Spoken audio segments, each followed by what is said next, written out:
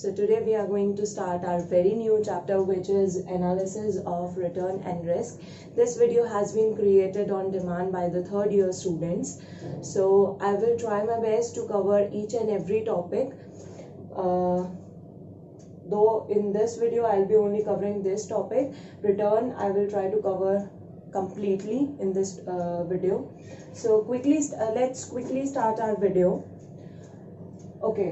So guys, आप लोगों ने मतलब क्लास में जब टीचर पढ़ाती थी रिटर्न और रिस्क काफ़ी बार सुना होगा कि रिटर्न क्या होता है, रिस्क क्या होता है. बट जब भी अभी भी हम लोग आपसे या कोई भी आपसे अभी आके पूछ लेना कि व्हाट इज रिस्क, आप उस चीज़ को डिफाइन नहीं कर सकते हो. क्यों डिफाइन नहीं कर सकते हो? हमारे दिमाग में क्या है, risk is equal to uncertainty.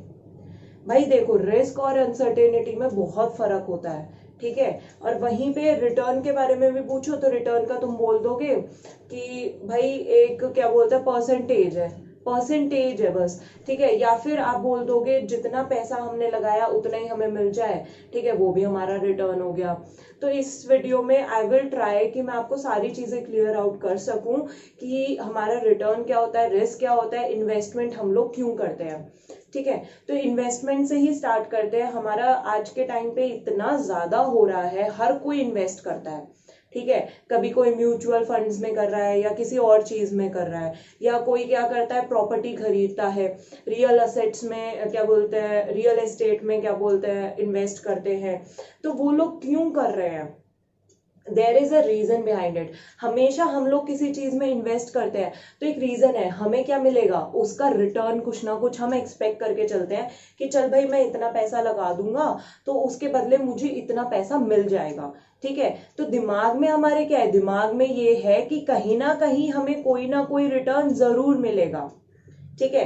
For example, I have invested 100 rupees, I am expecting that at least 20 rupees और 10 रुपीज मुझे रिटर्न में मिले फ्यूचर में, ठीक है. इसीलिए मैं इन्वेस्ट कर रही हूँ. अगर मुझे कुछ ना मिले, अगर for example today I invested 100 rupees and in future again I am getting 100 rupees only, तो उसमें मेरा इन्वेस्टमेंट करने का कोई फायदा नहीं हुआ. इनफैक्ट बल्कि वो मेरा लॉस और बन जाएगा. लॉस कैसे बनेगा? 100 रुपए बेटा तुमने आज लगाए थे ना, वही चीज तुम्हें फ्यूचर में मिलेगी, उसकी वैल्यू 100 रुपए की उतनी नहीं रहेगी इन्फ्लेशन की वजह से, ठीक है.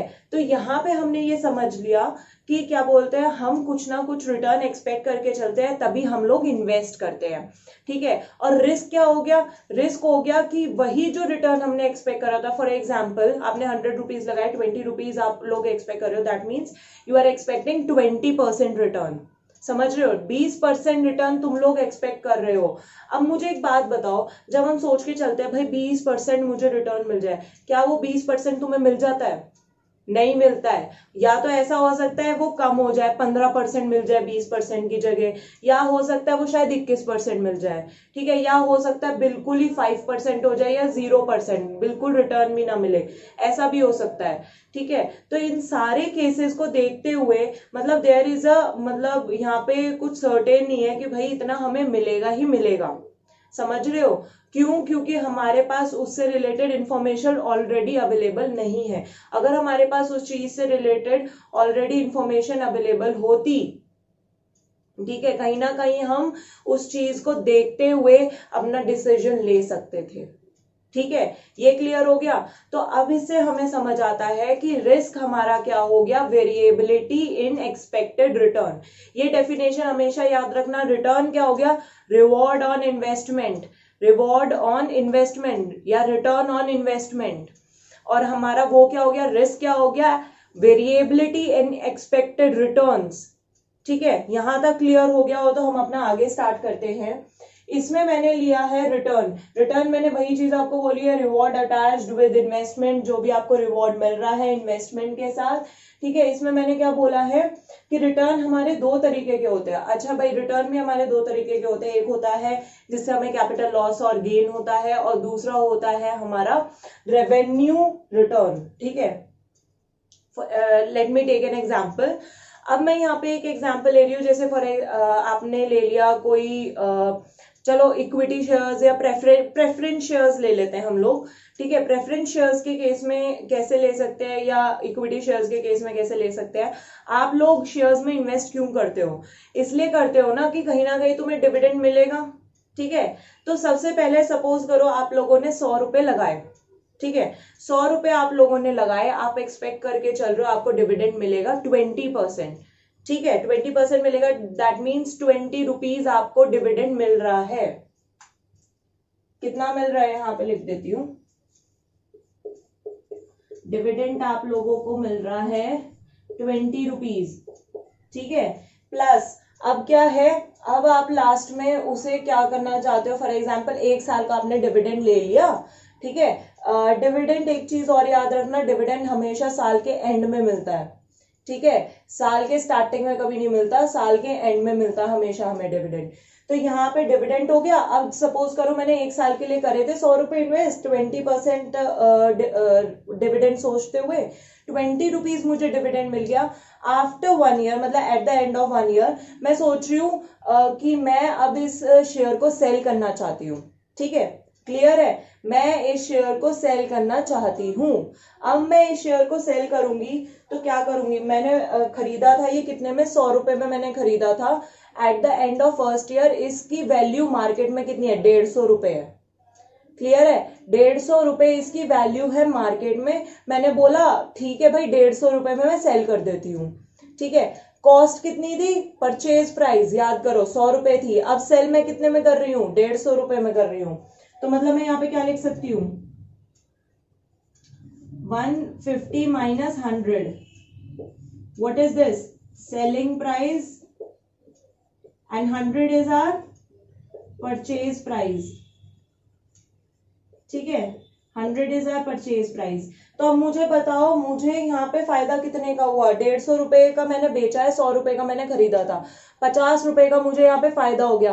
50 रुपए यहाँ पे मेरे क्या होंगे, कैपिटल गेन होंगे। अब यहाँ पे एक और चीज नोट करने वाली है, ऐसा भी हो सकता था कि सेलिंग प्राइस मेरी 100 रुपए से कम हो, फॉर एग्जाम्पल 90 रुपीज हो, ठीक है। तो इस केस में मेरे को यहाँ पे क्या होता, यहाँ पे मुझे कैपिटल लॉस होता। क्लियर है, डिविडेंड तो हमें क्या बोलते हैं, डिविडेंड तो मुझे यहाँ पे 20 रुपीज मिल ही रहा है, पर यहाँ पे क्या बोलते हैं मेरा लॉस हो जाता अगर ये यहाँ पे 90 होता, मतलब लेस देन 100 होता, लेस देन परचेज प्राइस होता मेरा सेलिंग प्राइस, तो मेरे को यहाँ पे कैपिटल लॉस होता। तो यहाँ पे दो चीजें आपको अगर समझ आ गई हो, कैपिटल लॉस या गेन होगा अगर आप सेल कर रहे हो। दूसरा पार्ट, अगर आप क्या बोलते हैं, आपको जो डिविडेंड और रिटर्न यहाँ पे इंटरेस्ट वगैरह आपको मिल रहा है, इंटरेस्ट किस पे मिलते हैं, बॉन्ड्स हो गए, आपके डिबेंचर्स हो गए, या कोई लोन वगैरह लिया है या दिया है आपने, तो उसमें आपका इंटरेस्ट आता है, ठीक है। क्लियर, यहाँ तक कैपिटल लॉस गेन और रेवेन्यू रिटर्न। उसके बाद यार देखो, हमारे जो क्या बोलते हैं, मैंने आपको बोला था ना रिटर्न हमारा वेरी करता है, ठीक है। वेरी क्यों करता है हमारा रिटर्न, उसके पीछे भी फैक्टर्स होते हैं। फैक्टर्स अफेक्टिंग रिटर्न हमारे कौन से हो गए, इकोनॉमिक क्राइसिस हो गया, या फाइनेंशियल स्लो डाउन हो गया, poor performance of a company हो गया, कंपनी अच्छा परफॉर्म नहीं कर रही है, या फाइनेंशियल क्राइसिस आ गए, ठीक है। फाइनेंशियल क्राइसिस 2008 बहुत ज्यादा फेमस है, ठीक है। ग्लोबल फाइनेंशियल क्राइसिस हमारा आया था 2008 में। या अगर अभी का आपको लेना है, कोरोना वायरस ले लो, ठीक है। कोरोना वायरस सबसे बेस्ट एग्जाम्पल है इसका, जिसमें इकोनॉमिक क्राइसिस बहुत ज्यादा हमारा आ रहा है, फाइनेंशियल स्लो डाउन भी आ रहा है। तो फैक्टर्स अफेक्टिंग आप समझ चुके हो। इसी वजह से क्या हुआ है, बहुत लोगों का जो पैसा लगा हुआ था ना शेयर मार्केट में या कहीं और उन्होंने इन्वेस्ट कर रखा था, वो डूबा है, ठीक है।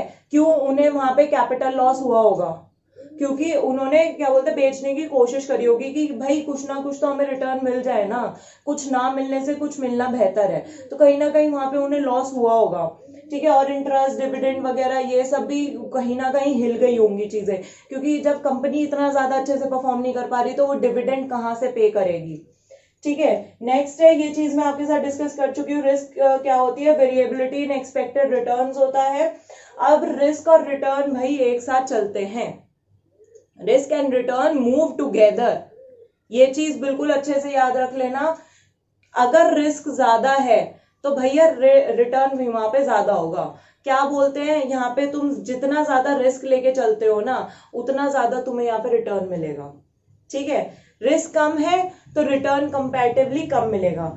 अब इसी में मैं एग्जांपल ले लेती हूँ, जैसे गवर्नमेंट बॉन्ड्स ले लो या एफडीज तुम ले लो अपने, उसमें क्या है तुम्हारा भाई एक फिक्स क्या बोलते हैं रेट है, या सेविंग अकाउंट वगैरह में भी तुम लोग पैसे डालते होगे तो उस पर भी कहीं ना कहीं कुछ इंटरेस्ट रेट आपको मिलता रहता होगा। उसमें क्या है, एक फिक्स्ड इंटरेस्ट रेट दे दिया, कितना दे देंगे, 2% दे देंगे, 3% दे देंगे, तो दैट इज फिक्स्ड। ठीक है, अब उस केस में क्या है, रिस्क कहीं ना कहीं थोड़ा सा निल हो जाता है। अब वहीं पे तुम अगर इन्वेस्ट करते हो इक्विटी शेयर्स में, इक्विटी शेयर्स में बंदा क्यों इन्वेस्ट करता है, वहां पे देखो डिविडेंड नहीं मिल रहा है आपको, रेगुलर डिविडेंड नहीं मिलेगा प्रेफरेंस शेयर्स की तरह, पर फिर भी बंदा उसमें इन्वेस्ट करता है। क्यों? क्योंकि वो लास्ट में क्या बोलते हैं, ये एक्सपेक्ट कर रहे हैं कि वहां पे हमें ज्यादा रिटर्न मिलेगा एट द एंड। ठीक है, या अगर ज्यादा प्रॉफिट्स हुए तो ज्यादा पैसा हमें मिलेगा, तो रिस्क वो ज्यादा ले रहे हैं तभी वो रिटर्न ज्यादा एक्सपेक्ट कर रहे हैं।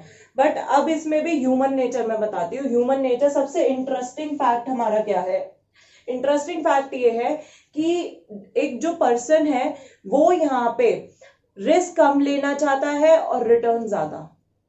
ठीक है, क्लियर है ये, रिस्क तो भाई बिल्कुल नहीं चाहिए, रिस्क हो जाए निल पर रिटर्न मुझे ज्यादा से ज्यादा चाहिए, ऐसा कैसे हो सकता है, दिस इज नॉट पॉसिबल। इसीलिए यहाँ पे क्या करते हैं, रिस्क हमारा कम हो रिटर्न हमारा ज्यादा हो, ये सारा एनालिसिस करने के लिए हम यहाँ पे उन चीजों का एनालाइज करते हैं, अपनी सिक्योरिटीज को खरीदने से पहले एनालाइज करते हैं कि हम उनमें इन्वेस्ट करें या ना करें। क्लियर है? उसके बाद है हमारा पोर्टफोलियो। अच्छा भाई, अब एक चीज देखो, फॉर एग्जांपल आज के टाइम पे क्या है, और वैसे होना भी यही चाहिए, आज के टाइम पे भी यही है। ठीक है, जब भी तुम चाहते हो, ठीक है, किसी चीज में इन्वेस्ट करने के लिए, तुम कभी ऐसे नहीं करते हो कि भाई मैं सिर्फ इसी चीज में इन्वेस्ट करूंगी। ठीक है, फॉर एग्जाम्पल अगर तुम गए हो किसी कंपनी में, ठीक है, तुमने बोला ये कंपनी बढ़िया है, ठीक है, इस कंपनी के शेयर्स में मैं इन्वेस्ट कर देती हूँ। ठीक है, अब उस केस में क्या है, जरूरी है कि वो कंपनी पिछले साल अच्छा काम करा है तो इस साल भी वो अच्छा ही काम करेगी, और लास्ट में क्या बोलता है, at the end of the year same result उसे मिलेगा जो उसे प्रीवियस ईयर में मिला है, जरूरी नहीं है। ठीक है, तो मतलब एक तरह से तुम्हारे पैसा डूबने के पूरे चांसेस है। बट यहीं पे मैं क्या करूं, फॉर एग्जाम्पल मैंने 100 रुपए लिए हैं, 100 रुपए मैंने अलग अलग चीजों में इन्वेस्ट कर दिए। ठीक है, अलग अलग चीजों में इन्वेस्ट कर दिए तो ज्यादा बेटर है ना। कैसे बेटर है, इसमें भी अब चलो मैं वेजिटेबल्स का एग्जांपल लेती हूँ, उससे और ज्यादा क्लियर हो जाएगा। अगर मैं क्या बोलते हैं 100 रुपए मैंने लिए हैं, 100 रुपए मैंने क्या बोलते हैं उसमें से 20 रुपए के समझो मैंने टमाटोज ले लिए, ठीक है, उसमें से भी फिर मैंने पोटैटोज ले लिए और भी 30 रुपए के ले लिए मैंने, मेरे को रेट नहीं पता है, ठीक है, जस्ट मैं एग्जांपल ले रही हूँ। तो 30 रुपए के मैंने वहां पे पोटैटोज ले लिए, और 50 रुपए का मेरा इतना हो गया, और 50 रुपए का मैंने कुछ और ले लिया, मतलब वाटरमेलन ले लिया, ठीक है, या क्या बोलते हैं और भी कोई चीज ले ली, ऐसे ही इसी से रिलेटेड लेमन ले लिया साथ में। अब इस केस में क्या, अगर मैं 100 रुपए के सिर्फ टमाटर ले लेती, ठीक है, समझने की कोशिश करना, 100 रुपए के टमाटर ले ली थी, उन टमाटर में से एक टमाटर खराब है, ठीक है, उन टमाटर में से एक टमाटर खराब है, वो सारे टमाटरों को खराब कर देगा, समझ रहे हो, सारे टमाटरों को खराब कर देगा वो चीज।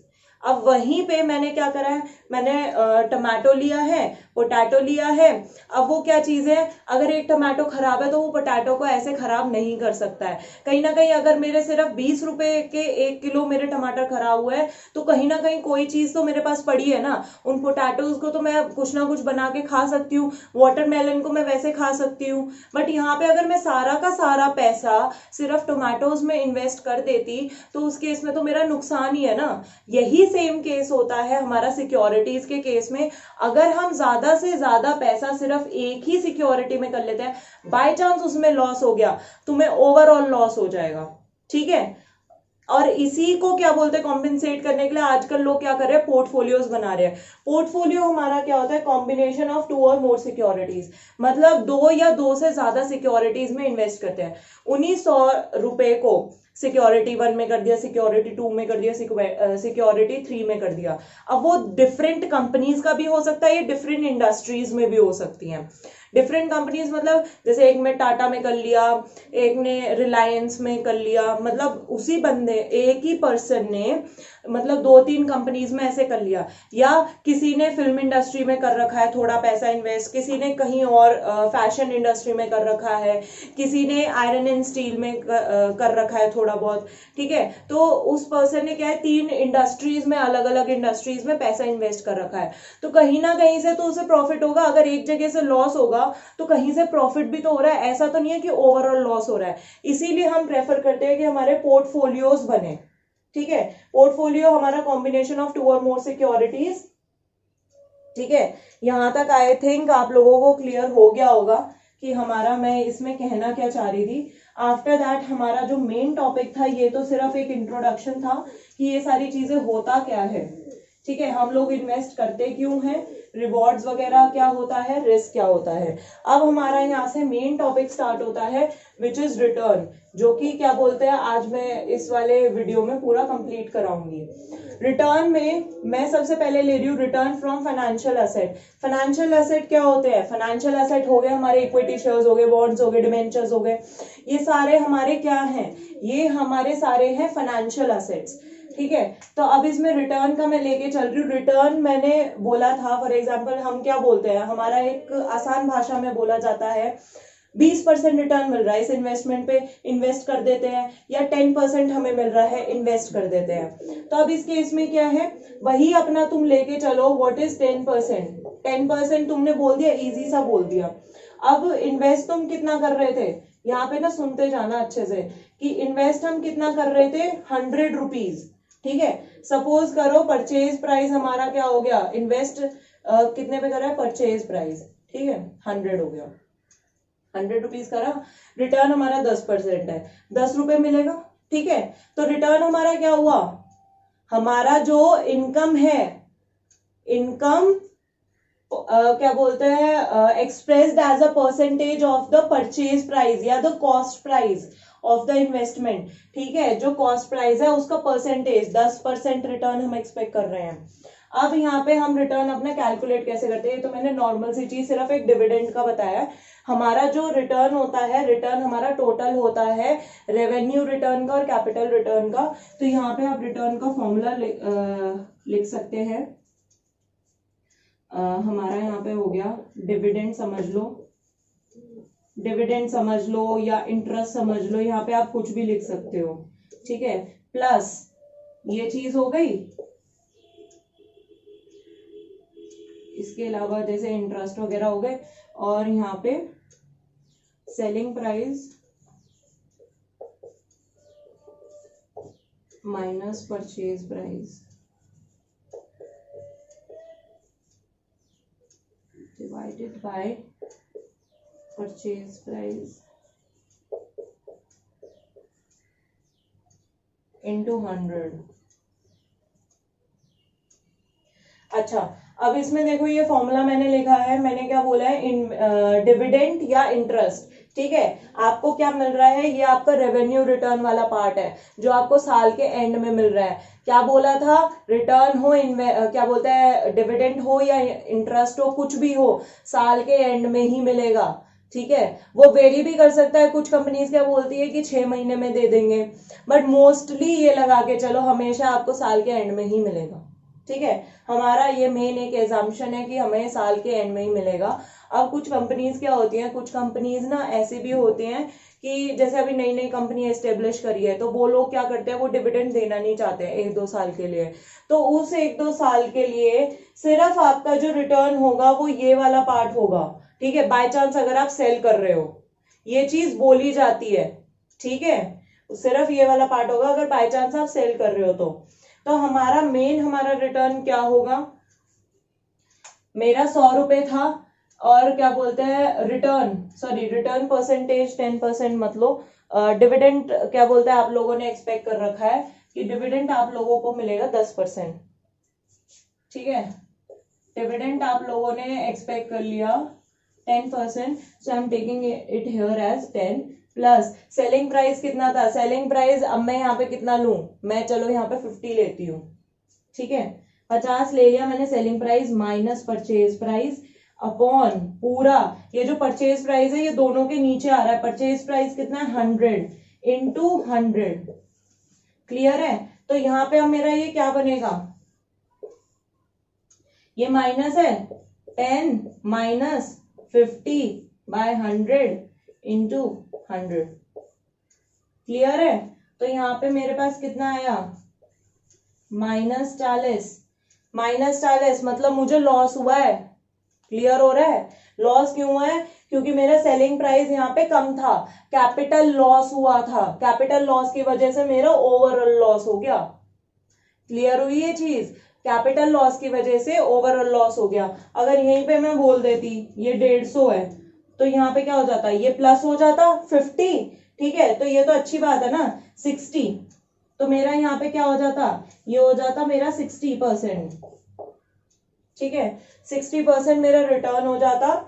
डिविडेंड, इंटरेस्ट और इन सब चीजों को याद रखना, यही फॉर्मूला हर चीज में यूज करा जाता है। इक्विटी शेयर्स के केस में यहाँ पे डिविडेंड आप मानोगे, वही परसेंटेज जो डिविडेंड का दे रखा होगा। बॉन्ड्स के केस में आप इंटरेस्ट ले लोगे, सेम चीज ये होती है। अब यहाँ पे एक बहुत इंपॉर्टेंट चीज बताने वाली कि साल के फॉर एग्जाम्पल आपने इन्वेस्ट करा है 5 ईयर्स के लिए किसी भी इक्विटी शेयर में करा है, फॉर एग्जाम्पल किसी भी इक्विटी शेयर में आपने करा है। आप लोगों ने सोचा है कि मेरे को 5 साल तक भाई यहाँ पे डिविडेंड मिलेगा। 5 साल तक आपका, चलो रेगुलर डिविडेंड में लेके चलती हूँ 10%। ठीक है, 5 साल तक के लिए मुझे 10 रुपए का डिविडेंड मिलेगा। तो 10 रुपए पहले साल के, 10 रुपए सेकेंड साल के, 10 रुपए तीसरे, चौथे, पांचवे के एंड तक, मतलब मेरे 50 तो हुआ ना वो। यहाँ पे डिस्काउंट कैश फ्लो वाली चीज को अभी मत समझो, सिर्फ मैं वो चीज बता रही हूँ कि 5 साल तक मुझे 10 रुपए का ही मिला डिविडेंड। तो यहाँ पर तो डिविडेंड तुम डालते रहोगे साल बाय साल का, बट अगर तुम्हें ओवरऑल निकालना पड़ा ना, तो 5वें साल में लास्ट में तुम यहाँ पे ये सेल कर दोगे उस इक्विटी शेयर्स को। इक्विटी शेयर को सेल कर रहे हो माइनस परचेज प्राइस। तो तुम्हें समझ आना चाहिए कि ये वाली जो चीज है, ये चीज हम सिर्फ 5वें साल में करेंगे जब वो मैच्योर हो जाएगा। ठीक है, जरूरी नहीं है कि मैं उसे पहले भी कर सकती हूँ, तो पहले जब करा है तो तब मैं ले लूं। पर ये हर साल के लिए नहीं होता है selling price minus purchase price, ये सिर्फ 1 साल के लिए होता है selling price minus purchase price. Dividend आपका डिपेंड करता है कि आपने कितने साल के लिए इन्वेस्ट करा है, 5, 6, 10। ओके, तो अब हम ये कौन सा स्टार्ट कर रहे थे, types of return and their calculation. ठीक है, types of return and their calculation में हमारा सबसे पहला है, हमने ये सारी चीजें डिस्कस कर चुके हैं कि रिटर्न क्या होता है, रिस्क क्या होता है। अब इसमें सबसे पहला देख लेते हैं which is average return. Average return हम निकालेंगे। अच्छा, ये एवरेज रिटर्न वगैरह ये सारी चीजें हम कैलकुलेट क्यों करते हैं, हमें ये सारी चीजें कैलकुलेट करने की जरूरत इसलिए पड़ती है क्योंकि जब एक इन्वेस्टर अपना देखता है ना कि भाई मेरे को रिटर्न ऐसे ऐसे मिलेंगे, जैसे लास्ट ईयर में इतना मिल रहा है, अब इतना मिल रहा है, मतलब इस हिसाब से क्या बोलते हैं रिटर्न्स मिले हैं उस सिक्योरिटी से रिलेटेड, तो वो किस तरीके से अपना देखे और इन्वेस्टमेंट डिसीजन ले। फॉर एग्जाम्पल अगर मैं यहाँ पे लेके चल रही हूँ, कोई कंपनी है, उसका जो शेयर वो खरीदना चाह रहा है, जैसे शेयर्स वो खरीदना चाह रहा है और शेयर्स का रिटर्न किस तरीके का रहा है, जैसे फर्स्ट ईयर में उसका रिटर्न रहा 8 रहा। ठीक है, सेकेंड ईयर में उसका रिटर्न रहा 10%, थर्ड ईयर में उसका रहा -5%, फोर्थ ईयर में उसका रहा -2%, देन अगेन फिफ्थ ईयर में उसका हो गया 5%। तो यहाँ पे आप एक चीज देख रहे हो, सिर्फ उसे क्या बोलते हैं रिटर्न यहाँ पे पॉजिटिव नहीं हो रहा है, यहाँ पे लॉस भी हो रहा है उसे। ठीक है, लॉस हो रहा है 5 और 2%। ठीक है, 2 सालों में। अब यहाँ पे इन्वेस्टर के लिए बहुत ज्यादा मतलब दिमाग लगाने वाली चीज आ जाती है कि वो उस सिक्योरिटी में इन्वेस्ट करे या ना करे। अब वो अगर उस सिक्योरिटी में इन्वेस्ट करता है, उसके दिमाग में क्या चल रहा है, उसके दिमाग में चल रहा है कि भाई 2 साल तो चलो भाई यहाँ पे प्रॉफिट हुआ है, मतलब रिटर्न मिला है उसे। ठीक है, बट बाकी 2 साल तो यहाँ पे लॉस हुआ है ना, और उसके बाद फिर पॉजिटिव हो गया, तो मैं इसमें इन्वेस्ट करूं या ना करूं। इसी चीज का सॉल्यूशन देने के लिए हम ये सारा यहाँ पे कैलकुलेशन वाला लेकर आए हैं, जिसमें हमारा सबसे पहला होता है एवरेज रिटर्न। एवरेज रिटर्न का केस अगर मैं यहाँ पे लूँ, एवरेज रिटर्न में मैं यही चीज बोलती हूँ, जैसे बेस्ड ऑन एरिथमेटिक मीन। सबसे पहला मैं ले रही हूँ बेस्ड ऑन एरिथमेटिक मीन, मतलब मैं क्या करूंगी, ये जो 5 साल का है इसे मैं प्लस कर दूंगी, 8 + 10 -5 -2 + 5। ठीक है, और डिवाइडेड बाय 5 कर दूंगी यहाँ पे। तो ये कितना हो गया हमारा टोटल, हमारा ये यहाँ पे हो गया हमारा 16। 16/5, ठीक है। 16/5 तो ऑलमोस्ट हमारा 3 पॉइंट समथिंग हमें रिटर्न मिल जाएगा। तो ये हमारा क्या आ गया, ये हमारा आ गया एवरेज रिटर्न, ये हमारा आ गया एवरेज रिटर्न। तो हमें क्या होगा, एवरेज रिटर्न मतलब हमें 3 पॉइंट समथिंग हर साल हमें इतना परसेंटेज रिटर्न तो मिलेगा ही मिलेगा, ठीक है। एक तरह से सिक्योरिटी मतलब हमें यहाँ पे पता चल गया, ऐसे ही वो दो सिक्योरिटीज लेगा, दो सिक्योरिटीज का ऐसे ही वो कंपेयर करके देख लेगा कि एवरेज रिटर्न किसका ज्यादा मिल रहा है, तो मैं उसी का खरीद लूंगा, उसी में इन्वेस्ट कर लूंगा, ठीक है। बट यहाँ पे एक लिमिटेशन आती है, इसकी लिमिटेशन सबसे ज्यादा क्या आती है, अगर आप यहाँ पे सारी चीजें देख रहे हो तो यहाँ पे कंपाउंडिंग नहीं हो रहा है, ठीक है, समझ रहे हो, कंपाउंडिंग वाली चीज यहाँ पे है नहीं। और क्या बोलते हैं, वही चीज हमारा क्या बोलते हैं ज्योमेट्रिक मीन में होता है। एवरेज रिटर्न का जो अरिथमेटिक मीन वाला है वो सबसे ज्यादा यूज करा जाता है, वो सबसे ज्यादा इजी होता है, इसीलिए यूज करते हैं लोग। ज्योमेट्रिक मीन का कॉन्सेप्ट आता है, ज्योमेट्रिक मीन के लिए ये फॉर्मूला है हमारा, ठीक है, average return based on geometric mean, ठीक है। Average return based on geometric mean का हमारा ये फॉर्मूला है। यहाँ पे मैंने कंपाउंडिंग को कंसीडर करा है।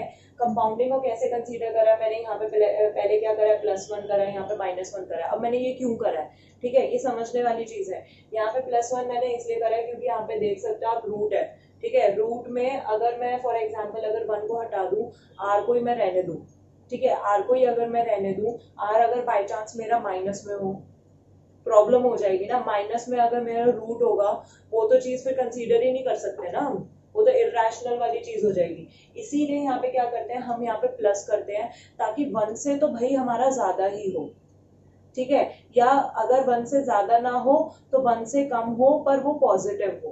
क्लियर है, पॉजिटिव होना चाहिए हमेशा हमारा रूट वाली चीज, इसीलिए यहाँ पे +1 करा है। और बाहर -1 बैलेंस करने के लिए करा है, क्योंकि हमने अंदर +1 कर दिया था, तो फिर यहाँ पे -1 कर दिया ताकि वो बैलेंस हो सके। इसीलिए हमने यहाँ पे ज्योमेट्रिक मीन से ही अब हम ये चीज करके देखते हैं। अब हमने यहाँ पे जो चीज बोली थी कंपाउंडिंग का इफेक्ट क्या होता है, वो हम देख लेते हैं कि वो चीज यूज करने के लिए बोला क्यों था। एक बहुत ही सिंपल सा मैं क्वेश्चन लेती हूँ, दोनों के बीच का तुम्हें डिफरेंस क्लियर हो जाएगा। क्वेश्चन है कि भाई क्या बोलते हैं, एक पर्सन ने किसी कंपनी के किसी शेयर में इन्वेस्ट करा है, जिस शेयर से उसे अभी डिविडेंड नहीं मिल रहा है, 2 साल के लिए उसे डिविडेंड कुछ नहीं मिल रहा है। एक चीज याद रखना, रिटर्न तुम बिना डिविडेंड के साथ भी निकाल सकते हो, वहां पे कैपिटल गेन या लॉस हो रहा होगा, ठीक है, अगर बेच रहे हो या खरीद रहे हो। तो यहाँ पे दिमाग लगाने की कोशिश करना है इस वाले क्वेश्चन में कि मैं क्या बोलना चाह रही हूँ। फर्स्ट ईयर में उसने बोला क्या बोलते हैं, अच्छा उसका परचेज प्राइस क्या था शेयर का, परचेज प्राइस था उसके शेयर का 100 रुपीज, ठीक है, सॉरी टेक इट एज 20 लेके चलो, 20 तुम्हारा क्या बोलते हैं परचेज प्राइस था, ठीक है, परचेज प्राइस यहाँ पे 20 हो गया। फर्स्ट ईयर के एंड में कितना प्राइस है, 25 रुपए है, पर he is holding the share, ठीक है, होल्डिंग द शेयर, उसने बेचा नहीं। सेकेंड ईयर अगेन उसका क्या हो गया, 20 हो गया, 20। अब यहाँ पे समझने वाली चीज है, 20 हो गया तो मतलब उसे लॉस हुआ है ना, 2 साल बाद कितना है, 20 है। तो अब मैंने कंक्लूड करके क्या बोला है वो चीज समझने की कोशिश करना। मैंने बोला है फर्स्ट ईयर में उसे क्या बोलते हैं रिटर्न, सेकेंड ईयर में उसे रिटर्न हुआ क्या बोलते हैं 20% क्या हुआ है लॉस, ठीक है, मतलब ये माइनस का है, ठीक है। तो अब इसी के हिसाब से मैं एवरेज रिटर्न आपका निकाल के दिखाती हूँ। एवरेज रिटर्न किसके बेस पे, एएम के बेस पे, ऑन बेस ऑफ एएम, ठीक है, एएम के बेस पे मैं यहाँ पे निकाल के दिखाती हूँ। एएम के बेस में मेरा क्या होगा 25 प्लस सॉरी -20 डिवाइडेड बाय 2, समझ आ रहा हो तो 22.5%। उसने मुझे क्या बोला है, मेरा एवरेज रिटर्न हो जाएगा मेरा एवरेज रिटर्न कितना हो जाएगा 2.5%, ठीक है। 2.5% कैसे, 2 साल का, 2 साल का नहीं मतलब हर साल मुझे 2.5% तो मिलेगा ही। अब यहाँ पे तुम एक चीज समझो कि यहाँ पे मेरे को कोई डिविडेंड नहीं मिल रहा है, ठीक है, कैपिटल लॉस और गेन की बात, ये लोग कैपिटल लॉस और गेन को लेके ये चल रहे हैं, और उसी हिसाब से इन्होंने मेरे को बता दिया कि भाई तुम्हें इतना मिलेगा। वो चीज यहाँ पे अब देखने वाली है कि उस पर्सन ने उस शेयर को बेचा नहीं है। शेयर को बेच देता तब तो मैं इसे कंसीडर भी करूं, ठीक है, शेयर को बेच देता तो मैं कंसीडर कर सकती थी, बट उसने शेयर को बेचा नहीं है, तो 1 साल में उसने शेयर को बेचा नहीं है, ठीक है, ना उसे डिविडेंड मिल रहा, कुछ भी रिटर्न मिला नहीं मिला। सेकंड ईयर में अगेन यही चीज हुई, डिविडेंड नहीं मिला है, उसने शेयर को बेचा भी नहीं है, कुछ मिला नहीं मिला। तो ये 2.5% ये मेरे को एवरेज बोल किस बेसिस पे रहे हैं, मुझे कुछ नहीं मिल रहा है, फिर भी ये 2.5 बोल रहे हैं। अब इसी केस में मैं ज्योमेट्रिक मीन वाले से करके दिखाती हूँ इसे। ज्योमेट्रिक मीन वाले से 1 प्लस 0.5 1 माइनस 0.20, ठीक है, 1/2 माइनस 1, ठीक है, इसका आंसर आएगा 0, ठीक है, इसका आंसर आया 0। इसे सॉल्व करके देख लेना, इसका आंसर 0 ही आएगा। तो अब यहाँ पे देखने वाली चीज है, मैंने इसका कंपाउंडिंग का इफेक्ट लिया, यहाँ पे ये चीज याद रखना, ये पॉजिटिव होता है, बट क्योंकि हमारा ये लॉस हुआ था इसलिए मैंने यहाँ पे माइनस करा इसे, और इसे ये तो positive as per the formula ही है। तो इसमें ये चीज देखो कि यहाँ पे हमारा 0 आया, मतलब ज्योमेट्रिक मीन ने मुझे सच बात बताई ना कि मेरा 2 साल के लिए कुछ भी प्रॉफिट नहीं हुआ है, मेरे को यहाँ पे क्या बोलते हैं 0 मिला है, मतलब मेरा कुछ रिटर्न नहीं था साल का। और ये क्या बोल रहा था 2.5%, भाई कुछ मिला है नहीं तो 2.5% हुआ कहाँ से, नहीं हो सकता ना 2.5%। तो यहाँ पे यही चीज थी, यही चीज मैं आपको बताने की कोशिश कर रही थी, इसीलिए ज्योमेट्रिक मीन को रेफर करा जाता है, प्रेफर करा जाता है, क्योंकि क्या बोलते हैं वो कंपाउंडिंग इफेक्ट यहाँ पे कंसीडर करता है। नेक्स्ट मैं ले रही हूँ जल्दी से एक्सपेक्टेड रिटर्न। एक्सपेक्टेड रिटर्न का केस क्या है, अब यहाँ पे देखो ये सारा जितना भी मैंने अभी तक आपसे डिस्कस करा है ना, जैसे मैंने क्या बोलते हैं सारे आपके साथ रिटर्न्स डिस्कस करे, तो वो क्या था, वो हिस्टोरिकल डाटा हमारे पास अवेलेबल था कंपनी का कि इस शेयर के हमारे इतने इतने रिटर्न हमारे मिलते चले आ रहे हैं। अब वो क्या था, वो एक असेसमेंट था, आपने असेसमेंट पीरियड ले लिया, उसके असेस कर लिए रिटर्न्स और उसके बाद आपने बता दिया। बट हमेशा ऐसा नहीं होता है कि हर एक जो शेयर है वो परफॉर्म अपने हिस्टोरिकल डाटा के बेसिस पर ही करे, ठीक है, आपका कुछ होता है, एक्सपेक्टेशंस नाम की भी चीज होती है। ऐसा नहीं है कि भाई 10 सालों से ये देता आ रहा है, फॉर एग्जांपल वो बहुत ही रेगुलर देता हुआ आ रहा है, बट आपको एक्सपेक्ट करने की भी जरूरत है, जरूरी नहीं है कि वो उतना ही दे अब भी। तो expectations are also involve while taking the decision for the investment. तो इसीलिए हमारा एक्सपेक्टेड रिटर्न यहाँ पे कैलकुलेट हम करते हैं, मैंने यहाँ पे लिखा है बेस्ड ऑन प्रोबेबिलिटी डिस्ट्रीब्यूशन, ठीक है। ये कैसे होता है, ये चीज यहाँ पे देखो, रिटर्न मैंने ले लिया, रिटर्न फॉर एग्जांपल मैंने ले लिया 18%, 15%, 12%, ठीक है। आफ्टर दैट मैंने इनकी प्रोबेबिलिटी ले ली, प्रोबेबिलिटी मैंने बोला 0.5 है इसकी 0.3 है, इसकी 0.2 है, ठीक है। तो अब मैं कैसे निकालूंगी अपना expected return, expected return will be R into P, समझ रहे हो, रिटर्न इंटू प्रोबेबिलिटी, ठीक है, मतलब 18% इंटू 0.5, 15% इंटू 0.3 और 12% इंटू 0.2 और इनका समीशन। तो समीशन मैंने किस चीज का बोला है, इसका बोला है, ठीक है, समझ आ गई चीज, वही उसी से हमारा यहाँ पे एक्सपेक्टेड रिटर्न आ जाएगा। अब तुम लोग सोच रहे होगे पोर्टफोलियो वाले चैप्टर में भी सेम चीज है, ठीक है, जैसे मेरा ये नेक्स्ट वाला टॉपिक यही था रिटर्न ऑन पोर्टफोलियो।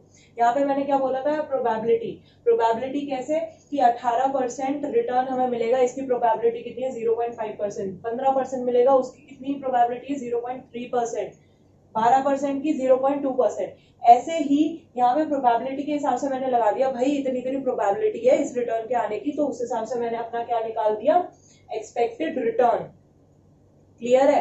अब इसी बेसिस पे हमारा नेक्स्ट है which is return on portfolio. आपने सेम वहीं पे पोर्टफोलियो वाले में पढ़ा होगा, क्या पढ़ा है हमने कि क्या बोलते हैं ये जो रिटर्न्स है, रिटर्न्स की जगह क्या होता है वहां पे वेट्स होते हैं बस, ठीक है।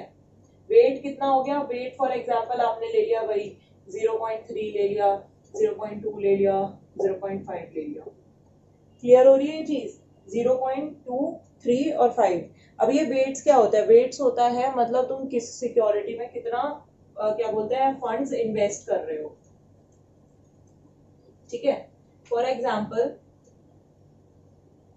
मैं यहाँ पे बोल रही हूँ कि आप लोग क्या बोलते हैं 0 मतलब ऑलमोस्ट आप 30% जो है 30% अपने फंड्स क्या बोलते हैं सिक्योरिटी 1 में इन्वेस्ट कर रहे हो, जो कि रिटर्न देने वाली है 18%।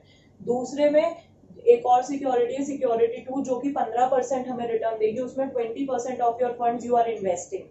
थर्ड में 12% जो सिक्योरिटी 3 है, सिक्योरिटी 3 12% रिटर्न देगी, उसमें आप 50% इन्वेस्ट कर रहे हो। ठीक है, तो आपका यहाँ पे क्या आएगा, WR कर दो। ठीक है, दोनों को मल्टीप्लाई करोगे, आफ्टर दैट जो भी आपका आएगा वेट्स इनटू रिटर्न करके जो भी आपका आएगा will be your expected return.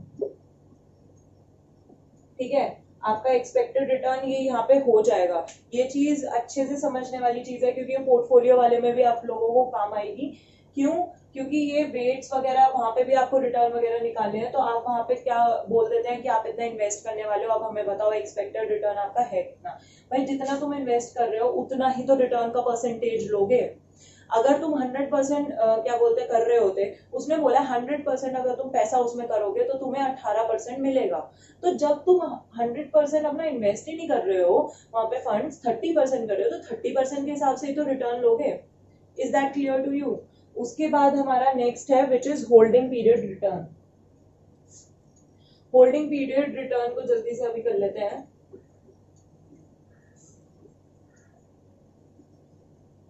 Holding period में क्या है, होल्डिंग पीरियड रिटर्न में हमें सीधा सीधा वही वाला फॉर्मूला जो हमें पहले दिया था।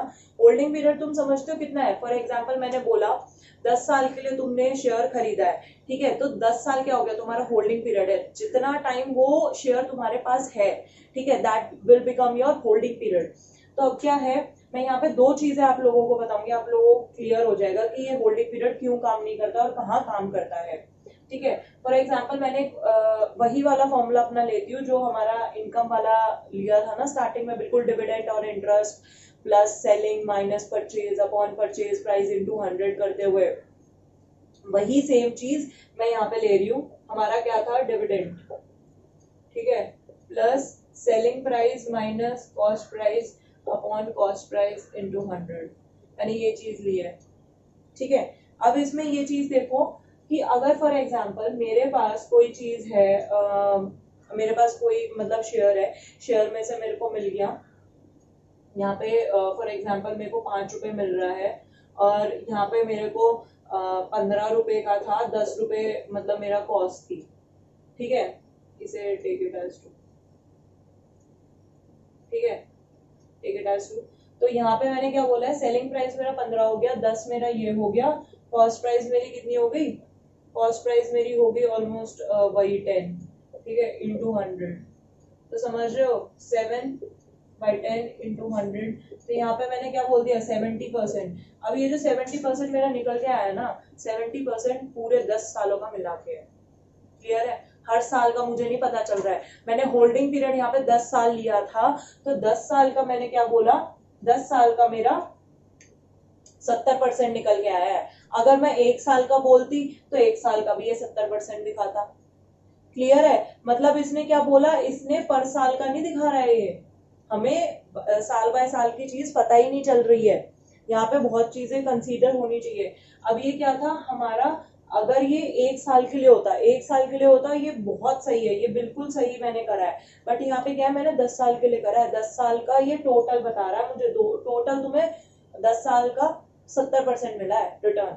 तो हमें वो चीज नहीं चाहिए ना इन्वेस्टमेंट के लिए, हमें चाहिए साल बाय साल हमें कितना मिलेगा। इसीलिए यहाँ पे हमारा अगला कॉन्सेप्ट इंट्रोड्यूस होता है, इफेक्टिव एनुअलाइज्ड रिटर्न। अब इस केस में क्या होता है, यही जो सेम चीज है जो हमने पीछे करा था ना, कंपाउंडिंग का इफेक्ट आ जाएगा इसमें भी सेम। क्या फॉर्मूला था हमारा, 1+R। ठीक है, ये फॉर्मूला था मेरा, यही सेम मेरा इफेक्टिव एनुअलाइज्ड रिटर्न का है। अच्छी बात है, जो हमारा यहाँ पे लिमिटेशन था ना होल्डिंग पीरियड रिटर्न का, कि हमें साल भर साल का मतलब यहाँ पे अब पता नहीं चलता है। इफेक्टिव एनुअलाइज्ड रिटर्न में हमें हर साल का पता चलेगा कि इतना भाई तुम्हें मिलेगा। ठीक है, होल्डिंग पीरियड जो था 10 साल का उसने कंसीडर करा है। दूसरा, होल्डिंग पीरियड में एक और भी मतलब लिमिटेशन था हमारा कि मैंने बोला 10 साल। अब मैं कंपैरिजन करना चाहती हूँ दो पोर्टफोलियोज का। दो पोर्टफोलियोज का अगर मैं यहाँ पे कंपैरिजन करती हूँ, एक पोर्टफोलियो का मैंने बोला है holding period is for 10 years, एक का मैंने बोला है होल्डिंग पीरियड उन सिक्योरिटीज का है 7 ईयर्स। अब यहाँ पे क्या है, मेरा होल्डिंग पीरियड सेम नहीं है। अगर होल्डिंग पीरियड ही सेम नहीं है तो तुम उन दोनों के जो होल्डिंग पीरियड रिटर्न है उसे क्या बोलते हैं, कंपेयर कैसे करते हो, कंपैरिजन हो ही नहीं सकता। इसीलिए यहाँ पे हमने ये चीज इंट्रोड्यूस करी थी, effective analyse return. After that absolute return. Absolute return क्या होता है, जो रिटर्न आपको सही में मतलब आप एक्सपेक्ट कर रहे हो कि इतना मिलेगा ही मिलेगा, ठीक है, एब्सोल्यूट रिटर्न आपको जो मिलता है मतलब इतना आपको मिलेगा, ठीक है। अब एब्सोल्यूट रिटर्न में आप सोचो कि इतना हमें मतलब मिलेगा ही मिलेगा, कैसे, आप रिस्क उसमें कंसीडर नहीं कर रहे हो।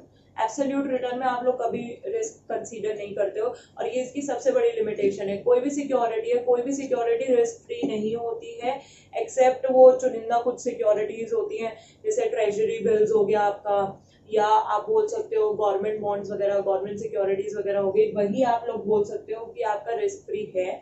उसके अलावा आपकी कोई भी ऐसी सिक्योरिटी नहीं है जो कि रिस्क फ्री हो, हर किसी में रिस्क इन्वॉल्व होगा। इसीलिए इसकी सबसे बड़ी लिमिटेशन यही थी कि एब्सोल्यूट रिटर्न के केस में आप रिस्क कंसीडर नहीं करते हो। दूसरी सबसे बड़ी चीज, अगर आपके पास दो सिक्योरिटी है, दोनों सिक्योरिटीज का अलग अलग रिस्क होगा। रिस्क जो डिफर करता है, डिफरेंट सिक्योरिटीज के डिफरेंट रिस्क होंगे, कभी भी सारी सिक्योरिटीज का सेम रिस्क नहीं हो सकता है, क्लियर है। आफ्टर दैट हमारा है रिस्क एडजस्टेड रिटर्न।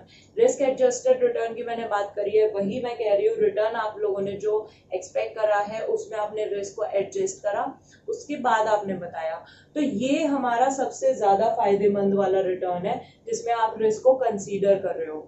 अगर आपको मेरा ये वीडियो पसंद आया हो तो मेरे चैनल को सब्सक्राइब कीजिए, लाइक कीजिए एंड शेयर कीजिए, और जैसा भी आपको मतलब पूरा लेक्चर लगा हो कमेंट सेक्शन में जरूर कमेंट कीजिए, और आगे आपको किस तरीके के लेक्चर्स चाहिए रिलेटेड टू दिस सब्जेक्ट तो आप वो भी वहाँ पे मेंशन कर सकते हैं।